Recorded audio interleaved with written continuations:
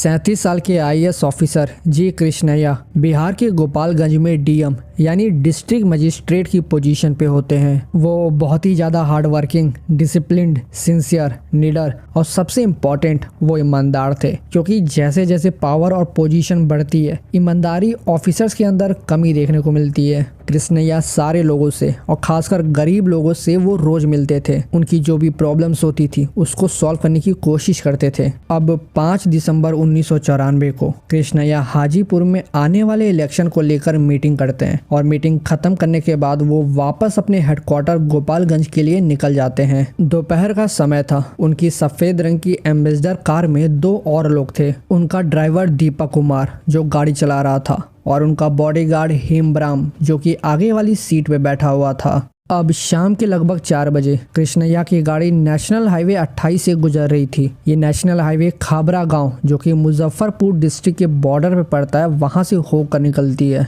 कृष्णैया जब इस गांव को क्रॉस कर रहे थे तभी उनकी नज़र हाईवे पे खड़े हजारों लोगों पे पड़ती है। लोगों को देखकर ऐसा लग रहा था मानो वो बहुत ही ज्यादा गुस्से में है। कृष्णैया को कोई भी इंफॉर्मेशन नहीं थी कि ये हजारों लोग नेशनल हाईवे पे क्या कर रहे हैं। उन्हें लगता है कि हो सकता है इस एरिया में कोई घटना घटी होगी, इसलिए लोग बाहर खड़े हैं। इसीलिए वो इन सब चीज़ों को इग्नोर करते हुए हाईवे पे आगे बढ़ते हैं। लेकिन तभी वो हजारों लोग मुड़कर देखने लगते हैं कि एक एम्बेसडर गाड़ी जिसमें लाल बत्ती लगी हुई है वो पास आ रही है। और लाल बत्ती देखते ही वो लोग पागल हो जाते हैं, गुस्से में आ जाते हैं। वो सारे लोग अचानक कृष्णैया की गाड़ी पे हमला कर देते हैं। पत्थरों से, डंडों से गाड़ी पे मारने लगते हैं। गाड़ी के अंदर बैठे तीनों लोगों को समझ ही में नहीं आ रहा था कि ये क्या हो रहा है। लोग एक आईएएस की गाड़ी पे हमला क्यों कर रहे हैं। कृष्णैया कुछ समझ पाते तभी अचानक वो लोग बॉडीगार्ड हेमब्राम को गाड़ी से बाहर खींच लेते हैं और उसको मारना शुरू कर देते हैं। ये सब देखकर ड्राइवर दीपक इतना ज्यादा डर जाता है कि वो गाड़ी को आगे बढ़ाना शुरू कर देता है। लेकिन कृष्णैया गाड़ी को रुकवाते हैं।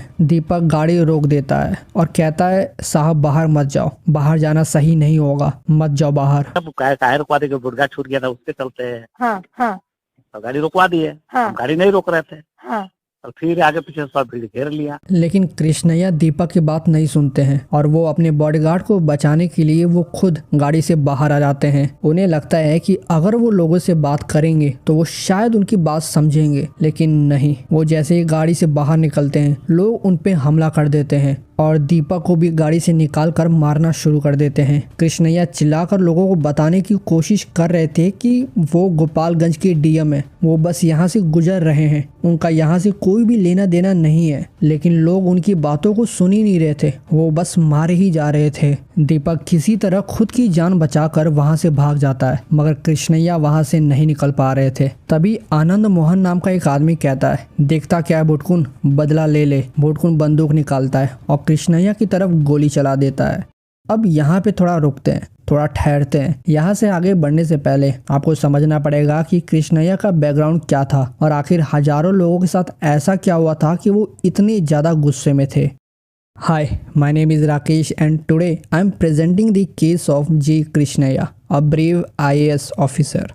जी कृष्णैया आंध्र प्रदेश के एक बहुत ही ज़्यादा गरीब दलित फैमिली से बिलोंग करते थे और ये टाइम था 1950s का। तो आप अंदाज़ा लगा सकते हैं कि उस समय दलित लोगों की कंडीशन क्या रही होगी। कृष्णैया की फैमिली के पास कोई भी ज़मीन नहीं था। उनके फादर कूली का काम करते थे और 2 वक्त की रोटी भी मिल पाना उनकी फैमिली के लिए बहुत मुश्किल होता था। अब घर चलाने के लिए कृष्णैया बचपन से ही अपने फादर के साथ कूली का काम करते थे और जैसे ही वो थोड़ा सा बड़े हुए वो एक गवर्नमेंट स्कूल में पढ़ाई करना शुरू कर देते हैं। फैमिली की कंडीशन इतनी ज़्यादा ख़राब थी कि वो पढ़ाई के साथ लेबर का भी काम करते थे। बाद में कृष्णैया की फैमिली उनको एक कम्युनिटी हॉस्टल में भेज देती है ताकि वहाँ कम से कम उनको 2 वक्त की रोटी मिल पाए। कृष्णैया का पूरा बचपन इसी गरीबी में बीत जाता है, लेकिन उन्होंने अपनी पढ़ाई कभी भी नहीं छोड़ी। उन्हें लेबर का काम करने से जो भी पैसा मिलता था उसका यूज किताब खरीदने में और स्कूल की फीस देने में खर्च करते थे। स्कूल खत्म होने के बाद वो जर्नलिज्म की पढ़ाई करते हैं और उसके बाद वो गढ़वाल की एक गवर्नमेंट कॉलेज से अपनी ग्रेजुएशन की पढ़ाई करना शुरू कर देते हैं और इसी गवर्नमेंट कॉलेज में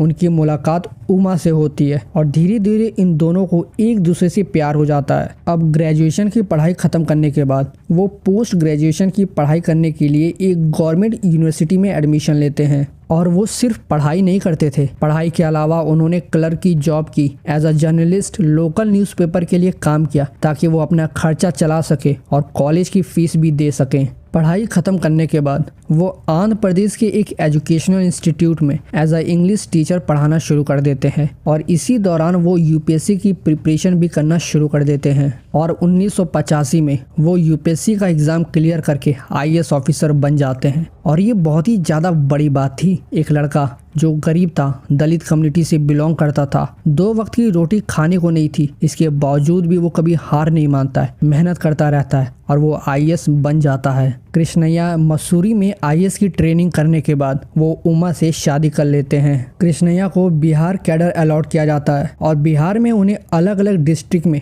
पोस्टिंग मिलती रहती है और हर डिस्ट्रिक्ट में वो लोगों की मदद करते थे और सबसे बड़ी बात, वो लैंड माफिया के अगेंस्ट एक्शन लेते थे। उनको कई माफिया की तरफ से धमकी भी मिलती थी, लेकिन उन्होंने अपना काम करना कभी भी नहीं छोड़ा और ये अपने आप में बहुत बड़ी बात थी क्योंकि उस समय बिहार में लालू यादव मुख्यमंत्री थे और ये वही समय था जब लोग कहते थे कि बिहार में जंगल राज चल रहा है और इस जंगल राज में कोई ऑफिसर ईमानदारी से और बिना डरे अपना काम करे ये आसान नहीं था। कृष्णैया अपने काम को लेकर कितना ज्यादा ईमानदार और कितना ज्यादा डेडिकेटेड थे, इसका अंदाजा आप इससे लगा सकते हैं कि बिहार के सीएम लालू यादव ने कृष्णैया से एक काम को लेकर फेवर मांगा था, लेकिन वो पोलाइटली मना कर देते हैं क्योंकि उनके अकॉर्डिंग वो काम उनके मॉरल्स के अगेंस्ट में था। अब वापस 1994 में आते हैं। कृष्णैया को गोली लग जाती है और इसके बाद भी लोग नहीं रुकते हैं। वो कृष्णैया को मारे जा रहे थे और कुछ ही मिनटों बाद वो हजारों लोग कृष्णैया को मारने के बाद